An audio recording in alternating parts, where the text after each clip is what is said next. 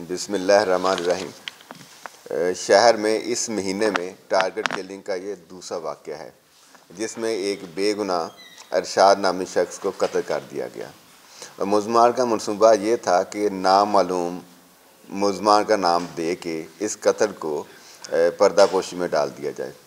SSP की निगरानी में बड़ी बारीक बीनी के साथ ये इन्वेस्टिगेशन हुई, जिसमें एसपी सदर ने और मुतल्लिका एसएचओ और उसकी टीम ने तमाम करैक्टर्स को ना सिर्फ अनअर्थ किया है, उनकी गिरफ़्तारी की है और उनके रूल्स का तयन किया है।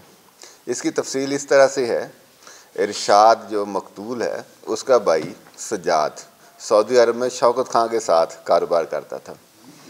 शौकत खां उसका पार्टनर था। जो सज्जाद है वो अपने हिस्से के पैसे अपने भाई इरशाद को बेचता था, जिससे उसने ज़मीन खरीदी। जो सज्जाद पार्टनर था शौकत खां का, उसकी अल्टीमेटली डेथ हो जाती है।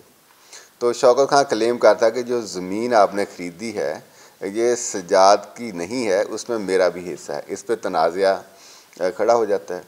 इसी तरह जो मकतूल का भाई सज्जाद था, उसका एक ड्राइवर था मनीर अहमद। उसको शक था कि इरशाद जो मकतूल है उसने अपनी बीवी को जहर दे के कत्ल किया है। वो मनीर की बहन लगती थी। इस तरह से ये दो अलहदा से काज ऑफ रंजिश कह लें कि सामने आई हैं। इन दोनों ने मिल के शौकत खान ने एक असैसन जो है वो हायर किया, 12 लाख रुपए उसको दिए और ये कहा गया कि इतनी ही रकम जब एग्जीक्यूट हो जाएगा कत्ल मर्डर, उसके बाद अदा करेंगे। ये ऐसा कत्ल था जो ना सॉल्व होने वाला था।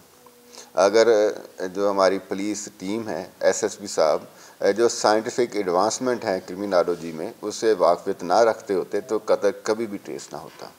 हुआ ये कि एक सीसीटीवी फुटेज मिली और फुटेज में भी केपी क्या जो है मुलज़म टारगेट के लिए कमाल है। ज़ाहिर बात है केपी के जो मुलज़मान हैं उनके हमारे पास डाटाबेस नहीं है। जब हमने डाटाबेस देखा उसमें कोई उसका क्लू नहीं मिला।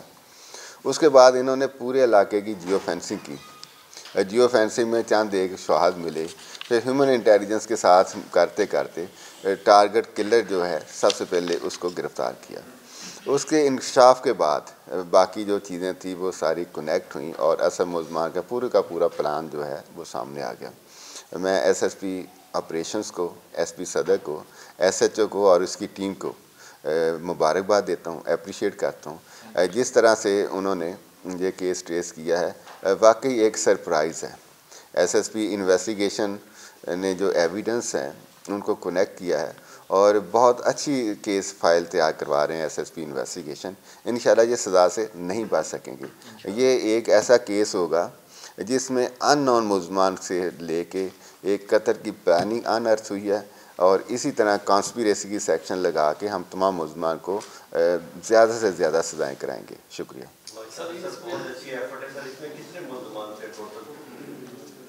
4 मुलज़मान का किरदार बड़ा वाज़ेह सामने आ रहा है, तो जैसे ये इन्वेस्टिगेशन प्रोग्रेस होगी तो हम आपसे शेयर कर दें। एक गिरफ़्तार है जो शौकत खां, वो सऊदी अरब में है। सऊदी अरब से एक्स्ट्राडाइट कराएंगे हम। वो रेड वारंट इशू होगा, उसके बाद हम उसको जो इंटरनेशनल ऑर्गेनाइजेशन उसके ज़रिए से हम लेके आएंगे पाकिस्तान। ये वाक़या हुआ, इसके बाद एक एफआईआर हुई इसी में, वो नामालूम के खिलाफ हुई। उसके बाद इतनी ये बड़ी कहानी है इसमें, मतलब कि इतने किरदार हैं, प्रोसिक्यूशन स्टेज पे मसला नहीं होगा इसमें?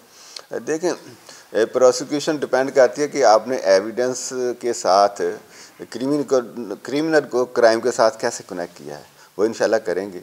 और ये साइंटिफिक एविडेंसेस है हमारे पास और ऐसे एविडेंस है जिनको कभी वो जुटला नहीं सकेंगे।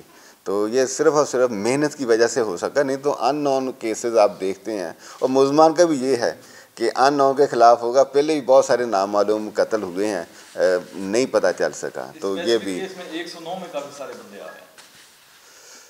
ऐसे ही है, 109 की बजाय हम कॉन्स्पिरेसी की तरफ जाएंगे। इन्होंने बाकायदा एक मर्डर करने के लिए प्लाट किया है, तो ये कोई मामूली बात नहीं है। वो भी इंशाल्लाह सूली पर लटकाएंगे उनको।